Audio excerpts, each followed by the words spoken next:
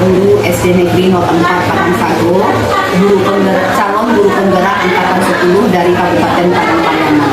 Kegiatan kali ini akan melakukan kegiatan wawancara, yaitu tentang pengambilan nilai keputusan yang mengutamakan nilai kebajikan, yang pada hari ini saya langsung ditemani oleh seorang kepala sekolah dari SD 04 Padang Sago, yaitunya Bapak Syahlan. Selamat pagi Bapak Syahlan. Pagi Bu Riga.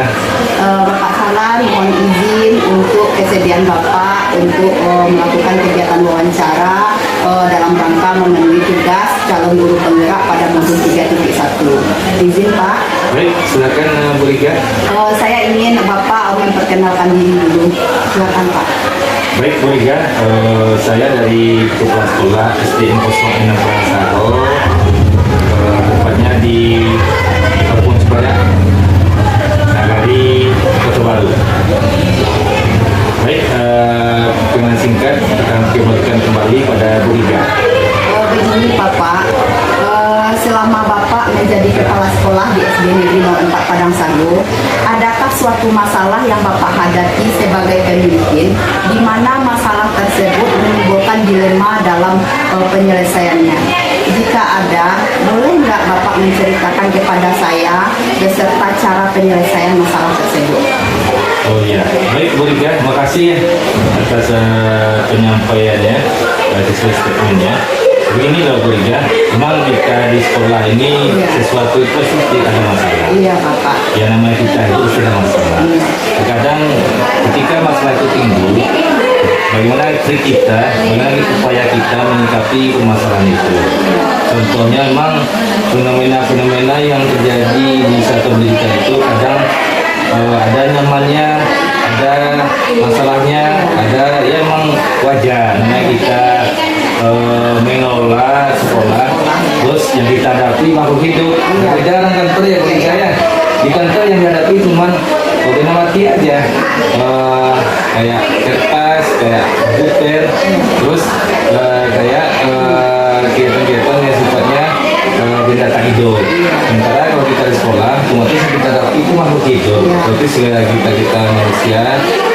Di ruang lingkup sekolah ada guru, ada lingkungan sekitar, ada anak murid. Jadi masalah kita ini ya Bu Riga, ketika kita ada salah pengertian nih, sebenarnya salah pengertian antara orang tua dengan cucunya, terus salah pengertian juga dengan wali kelasnya kelas 4. Sementara ketika itu kejadiannya dalam kita di sekolah, ternyata kejadian ini di luar konsep sekolah. Kalau masih di luar sekolah, setelah kita upayakan untuk mengentaskannya. Sementara ketika permasalahan terjadi, nyatanya kemarin itu dari kami ya Bu Riga ya. Ketika itu kita ada kegiatan pagi, kegiatannya itu lantas harusnya.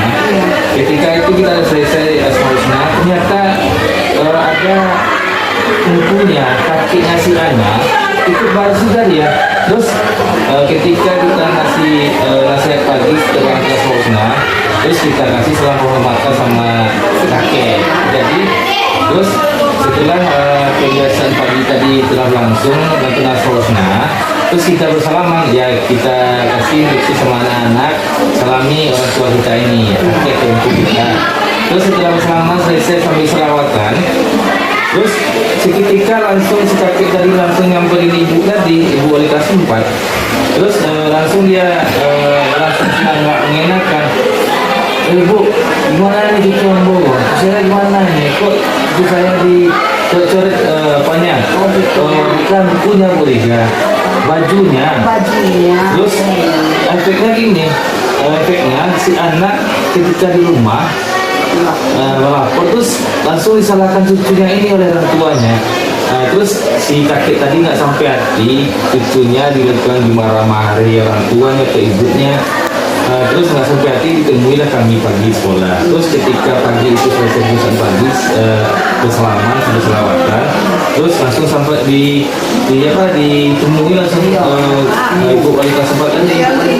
Terus langsung ada ucapan yang istilahnya agak kasar gitu. Kok cucu saya diapain sini, kok nggak ada selesainya masalah sini katanya. Dibicarakan dengan baik. Iya betul. Terus ketika saya ambil langsung sikap ini ya apa aku saya izin ya nggak enak kita ngomong di luar nanti kan cucu bapak kan lihat, cucu kaki kan lihat nih, yuk kita kantor yuk. Terus kita duduk semeja di ruang majelis guru di kantor. Terus kita kita taruh air, kita hidangkan dia duduk. Terus kita dengar dulu beriga, kita dengar kisah dulu ya. Kita ibaratnya pendengar dulu ya, mendengar. Setelah udah sampai unek-uneknya, udah puas dia ngomong, terus kita bertanya lagi. Nah itu ya Pak ya. Sebenarnya ini kita di sekolah, masalah sekolah, selesai sekolah, ternyata setelah kita telusuri, ternyata cucunya ini beradanya emang lokasi sekolah dekat dengan rumahnya, ternyata dia main dekat sekolah. Terus katanya lagi, emang ini kita landasi ini bergaya, kakek apa gini ya, kita tidak sepihak dengan dia, kita ambil rantingannya di sekolahnya. Kalau sepihak nanti pembelaan salah satu pihak enggak. Jadi masalah nggak selesai, kita ambil rantingannya. Ternyata kalau kita dengar dari pihak bapak dengar, bapak selain bukan kerja kita. Jadi kan, iya, jadi kan nggak, stasiunnya nggak kurang etis juga ya Pak ya, ya. Ternyata ketika setelah kita ajak pendekatan persuasif, kita lagi proses dialog, ternyata kakek ini memang siapa nggak, saya nggak cucu ya ketika ya. Ini Pak, cucu ambo deh, cucu saya nih didorong kepalanya, dicoret-coret bajunya, lihat Pak baju cucu saya tuh katanya kan. Ternyata setelah kita telusuri, ini loh ada telusuri anak, ternyata anak ini kejadiannya di luar jam belajar, di luar sekolah, di belakang sekolah, dikarenakan sekolah ini dekat dengan tempat tinggalnya, dia main di sekolah. Terus bertiga setelah kita dialog panjang lebar, terus kita tanya lagi, Pak, kita mencari sifatnya, kita cari solusinya ya. Nanti Pak, kalau Bapak nilai cuma kita itu, jadi Bapak kan nggak ikhlas Bapak mengantarkan ke sekolah. Jadi kita sekolah, urusan sekolah, selesai sekolah ya Bapak ya, dia kakek ya. Terus paham ya. Terus udah tadi agak aura negatif juga. Terus ada pencairan suasana, kita bawa dialog, kita budiga tadi kita dengar lagu dulu. Tadi awalnya dia kesannya berapi-api, dia nyamperin teman itu budiga. Setelah kita baru duduk, terus kita hidangkan minuman.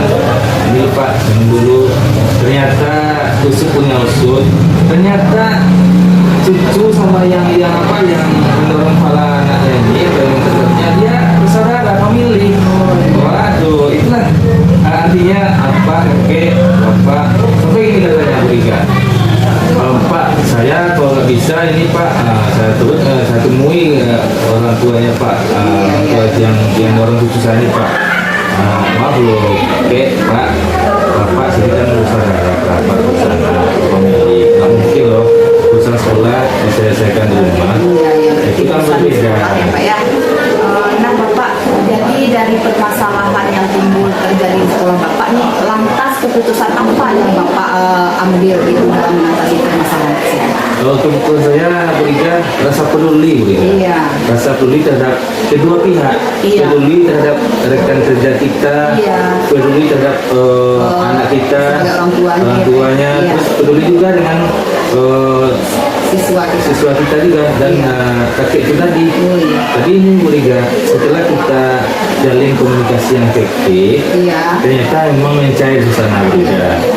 Jadi kita kalau seandainya Pak marah bisa jadi ya Pak ya, bisa diatasi dengan kalau ini Buriga seketika datang orang-orang sama Buriga, otomatis Buriga coba harus nggak? Nah di sana kita menyikapi Buriga.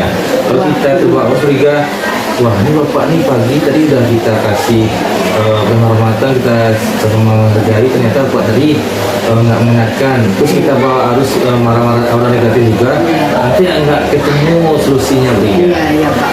Wah, keputusan yang sangat solutif sekali itu ya Bapak ya. Jadi begini Pak, dalam modul yang saya pelajari ada 2 jenis dilema, Iya. yaitu dilema etika yang merupakan dilema kebenaran lawan kebenaran, Iya. dan rujukan moral yang merupakan kebenaran lawan kesalahan. Iya. Nah, kalau menurut Bapak, bagaimana Bapak dapat mengidentifikasi kasus-kasus yang muncul ini? Mana yang merupakan dilema etika dan mana yang merupakan rujukan moral? Begitu Pak. Oke, Bu Liga. Di sini kita bisa mengidentifikasi ya, Bu Liga ya. Kita sana ambil rujukan moralnya. Iya. Kenapa? Namanya kita sekolah tentu kita mendidik, menuntun ya, Bu Liga ya. Iya. Jadi rujukan moralnya apa? Yang salah tadi itu kita identifikasi, kita upayakan untuk mengintaskannya. Iya. Artinya anak tadi nggak harus melakukan kesalahan, jadi kita sikapi, kita berikan solusi terbaik, terus kita mengentaskan problem solvingnya. Ini loh. Jadi butuh moralnya si anak tadi setelah kita dialog dengan bapak tadi, terus kita terusin juga si anak tadi sama ibunya. Betul Bu, anak kita tadi di apa? Iya. Di istilahnya tuh didorong atau dibully lah bahasa Iya. kekiniannya, Bahasa Bu Liga ya. Itulah kira-kira kita mengidentifikasinya. Kita ambil merujuk dari awal kronologinya, terus sampai endingnya Bu Liga. Setelah kita dapat endingnya, kita dapat identifikasi. Nanti kita dilema etikanya kita ambil rujukan moralnya Bu Liga ya. Ternyata Bu Liga usut punya usut, alhamdulillah. Antara dua pihak sekolah dengan pihak orang tua dengan anak cucu yang mendorong anak tadi, terus pihak sekolah dengan rekan kerja, setelah nyaman dan bisa Bu Liga masalah tadi tidak larut Bu Liga, tidak bisa kita selesaikan dengan baik. Ya Pak, berarti selama ini bagaimana Bapak menjalankan pengambilan keputusan, terutama untuk kasus-kasus dilema, kepentingan yang sama-sama benar atau sama-sama yang mengandung nilai yang patut kita selesaikan dengan baik. Ya bagus sekali Bu Liga. Kita ambil yang keputusan yang sama-sama baik ya Bu Liga ya. Yang mengandung nilai kebaikan. Iya, nilai kebajikan Bu Liga. Ya, kenapa? Kalau istilahnya kita ambil istilahnya kebajikan untuk yang terbaik, akan apa nih Bu? Akan ada maknanya Bu Liga ya. Maknanya apa? Si orang tua tadi dan guru akan berkolaborasi jadinya. Tapi dia ada istilahnya saling menghargai antara anak dan guru, dan si anak tadi kita kasih pemahaman dulu juga. Terkadang ini dialog antara orang tua penyampaian dengan anak yang tadi dengan pihak. Jadi memang benar adanya. Jadi di sini kita mestinya juga kita ambil istilahnya posisi di tengah. Artinya kebijakannya punya memiliki nilai ya. Ya Pak, untuk selanjutnya di sini Pak, saya ingin mengetahui langkah-langkah atau mungkin strategi apa yang Bapak biasa lakukan nih dalam menyelesaikan berbagai macam masalah dilema yang sering Bapak temukan di sekolah selama menjabat menjadi ketua sekolah. Oh iya juga. Memang benar Bu Liga, setiap problem itu punya strategi Bu Liga ya, punya langkah-langkahnya. Namun di balik itu Bu Liga, namanya kita sekolah yang manakan dari buat sekolah, artinya memang kita pribadi punya keterbatasan juga punya namun kita berupaya untuk lebih baik, artinya langkah-langkahnya terutama sekali kita identifikasi Bu Liga ya. Setelah kita identifikasi strategi yang kita upayakannya ini loh. Kalau seandainya langkahnya seperti ini nggak bisa tercapai, kita upayakan yang keduanya. Terus berikut lagi langkah berikutnya, ketika cara yang pertama tidak bisa diimplementasikan, kita pilih untuk yang berikutnya strateginya juga. Artinya mereka Itu strategi yang banyak ya Pak yang dalam menyelesaikan suatu masalah. Nah di sini lagi Pak ada yang ingin saya ketahui lagi. Nah ada nggak hal-hal yang Bapak anggap lebih efektif dalam pengambilan keputusan pada kasus-kasus dilema etika? Oh yang efektifnya ini secara pribadi kita proses pendewasaan ya. Terus semakin banyak kita dilema dengan masalah, kita akan memiliki pengalaman mereka. Contoh juga lagi nih, bagaimana sikap kita menghadapi antara masalah orang dewasa, masalah anak-anak, masalah rekan kerja, masalah pribadi kita dan lingkungan kita warga. Jadi emang kalau dapat liga kita pribadi nggak ada masalah. Iya. Ternyata kita kadang masalah itu untuk sendiri. Sendiri, apa namanya hidup dari Pak. Oke. Nah, sekarang lagi Pak, ini menurut Bapak Syahlan, tantangan dalam pengambilan keputusan pada kasus-kasus dilema etika itu bagaimana? Bagaimana solusi Bapak ini? Oh, tantangan saya Briga, saya selalu sikap tenang gitu. Iya, bersikap tenang selalu ya. Tenang. Tidak Kalau kita, terpancing emosi. ya benar, nggak terlalu emosi, kita nggak ke bawah arus. Kalau kita tenang, endingnya akan maksimal. Nah, endingnya juga tenang juga. Iya. Kalau kita panik kan, Iya, iya. endingnya nanti bahkan lebih panik lagi, Bu. Iya. Akhirnya kita ambil sikap dengan rasa tenang, bersabar. Iya. Kalau seandainya masalah itu bertubi-tubi datang, masa itu langsung ketika konflik atau klimaks konfliknya, kita ambil upaya stop tadi, kita ambil nafas dalam dulu, setelah itu kita tenang pikiran. Nah, jadi kita rehat sejenak dulu. Iya, Ya. Pak. Bapak, dalam kemudian dalam menyelesaikan sebuah permasalahan itu, apakah Bapak memiliki sebuah aturan atau jadwal tertentu dalam menyelesaikan sebuah kasus dilema etika itu? Wah, ini jalan kita Apakah ini. Bapak langsung dalam menyelesaikan atau menentukan jadwalnya kapan? Atau bagaimana itu Pak? Kalau saya langsung eksekusi aja, Langsung eksekusi, ya. Bu Rika. Kenapa? Nah. Kalau masalah kita ini dibiarkan berlarut, akan timbul masalah itu kan, Rika. Jadi kita ambil ketika masalah terjadi, kita langsung eksekusi, kita langsung apakah masalah tadi kita upayakan berupa dialog, baik persuasif empat Iya. mata seperti Bu Rika ini, Iya. atau kolaborasi dengan mereka saja. Iya, iya. Tapi tanpa kita memvonis satu individu sepihak itu Ya, salah tanpa tidak. harus bersikap adil. Pak, Iya, ya, kita sesuai harus dengan adil. permasalahan ini. Oke. Ya, terima kasih Bapak Syahlan Ya. atas waktu yang diberikan. Saya sebagai calon guru penggerak angkatan 10 telah melakukan observasi dengan Bapak Kepala Sekolah SD 04 Padang Sago. Terima kasih dan Assalamualaikum warahmatullahi wabarakatuh. Waalaikumsalam warahmatullahi wabarakatuh. Semoga lancar sukses. Perkenalkan, saya Riga Marlina, calon guru penggerak angkatan 10 Kabupaten Padang Pariaman. Kali ini akan melakukan kegiatan wawancara dalam rangka memenuhi tugas modul 3.1 demonstrasi kontekstual pengambilan nilai keputusan berdasarkan nilai kebajikan sebagai seorang pemimpin. Hari ini saya ditemani oleh Bapak Kepala Sekolah dari SD Negeri 04 Padang Sago, yaitunya Bapak Safrudin SPD. Selamat pagi Bapak. Selamat pagi. Bapak, saya mohon izin untuk melakukan kegiatan wawancara dengan Bapak. Ini Pak, ada beberapa hal yang ingin saya tanyakan, yaitu yang pertama, selama Bapak menjadi kepala sekolah, adakah suatu masalah yang Bapak hadapi sebagai pemimpin, di mana masalah itu menimbulkan dilema dalam penyelesaiannya? Nah, jika ada, bisakah Bapak menceritakannya, Pak? Baiklah. Kalau misalnya tentang dalam pekerjaan pasti ada masalah. Iya, Pak. Ya, ada masalah. Ada masalah yang bisa kita hadapi. Nah, di sini masalah di sekolah ini yaitu tentang kedisiplinan. Iya, Pak. Kedisiplinan itu ada yaitu tentang kedatangan atau ya, kehadiran, ya kehadiran guru di sekolah ini. Nah, karena di sini sekolah kita jauh di dalam, dan yang pengajar atau guru-guru itu jauh juga tempat tinggalnya di luar daerah kecamatan. Nah, disitulah ada dilema itu, tidak apa namanya itu, dilema yang terjadi ya. Dilema terjadi di kedisiplinan ini.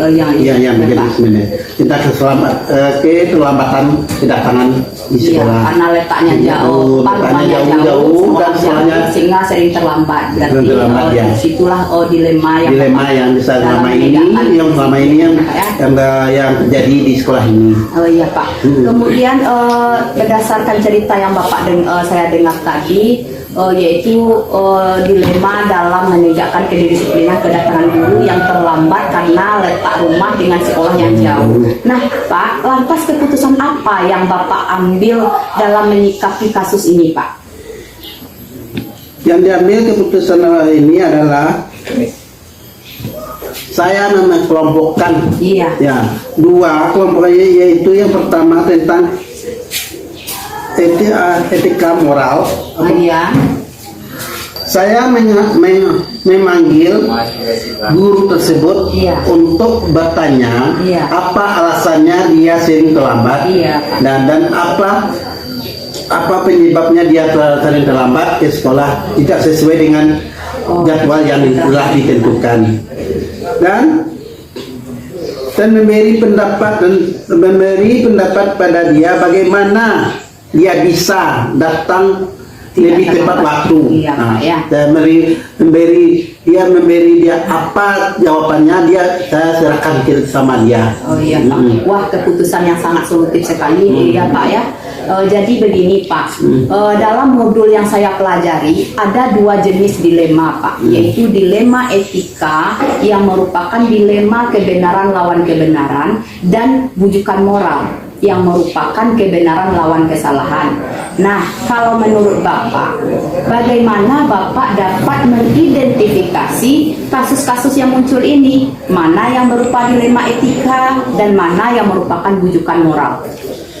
Nah, saya kelompokkan dua kasus, Iya. yang tentang benar melawan benar, Iya. benar melawan salah. Iya. Kalau benar yang melawan benar itu saya kelompokkan ke elemen etika. Iya Pak. Dan benar lawan salah ya kita kelompokkan menjadikan rujukan moral. Iya Pak. Berarti seperti kasus yang Bapak alami tadi ya, berarti pelanggaran guru di sekolah Bapak itu termasuk dilema etika. Etika ya. Iya Pak. Berarti selama ini Pak, bagaimana Bapak menjalankan pengambilan keputusan, terutama untuk kasus-kasus dilema, kepentingan yang sama-sama benar atau kepentingan yang sama-sama benar salah. Nah, bagaimana itu Pak? Caranya yang pertama saya saya tanya dulu kasusnya apa. Iya. Sudah itu saya kelompokkan ini termasuk elemen etika atau rujukan moral. Iya. Ya itu. Sudah itu baru saya ambil keputusan. Iya, kayak gitu ya Pak ya. Iya. Berarti Bapak mendudukkan dulu Iya. apakah kasus ini termasuk dilema etika atau bujukan moral. Iya. Nah, kemudian Pak, adakah langkah-langkah atau mungkin strategi nih apa yang Bapak biasa lakukan dalam menyelesaikan masalah dilema ini? Apa nih strategi Bapak? Ya, yang saya lakukan adalah yang pertama saya panggil Iya. guru yang sering terlambat itu, dan dia duduk, kita sama-sama duduk sebangku. Iya, Pak. Kita berdiskusi. Iya, Kita mencari jalan keluarnya bagaimana bagusnya, Iya, Pak. supaya tidak terlambat lagi. Iya Pak. Ya, berarti Bapak memanggil orang itu secara personal ya Oh, Pak iya, ya. personal, ya. Kemudian Bapak Beri nasihat, kemudian ada berikan pertama, pendapatnya, ya, bagaimana cara terbaiknya lagi ya, ya, Pak. baiknya lebih bagus lagi, tidak dia tidak terlambat lagi. Oke Pak. Dan Ya Pak. Kemudian hal apa yang Bapak paling anggap efektif nih dalam pengambilan keputusan pada kasus dilema etika ini Pak? yang paling efektif yaitu memberikan masalah itu pada dirinya sendiri. Oh, yang mengembalikan Ya, supaya bagaimana dia bisa mengatasi permasalahan tersebut. Pak, ya. Berarti Bapak memberikan permasalahan itu kembali kepada dirinya sendiri, karena dia yang menjalani ya Pak ya. dia menjalani, yang penting dengan ada aturan ini dia tidak bisa melanggar lagi. Iya, Pak. Sesuai dengan aturan yang berlaku. Iya Pak. Pak, adakah Bapak memiliki sebuah aturan nih atau jadwal tertentu dalam menyelesaikan sebuah kasus dilema etika ini Pak?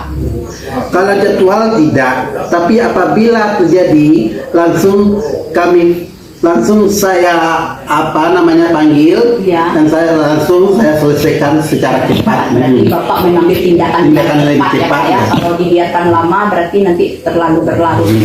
Terlalu tidak susah untuk mengatasinya kembali. Oh ya. Terima kasih Bapak atas wawancara kita hari ini. Semoga Bapak sukses selalu dalam menjalankan tugasnya sebagai pemimpin, dan saya ucapkan terima kasih banyak atas waktu yang telah Bapak berikan. Ya, sama-sama. Assalamualaikum warahmatullahi wabarakatuh.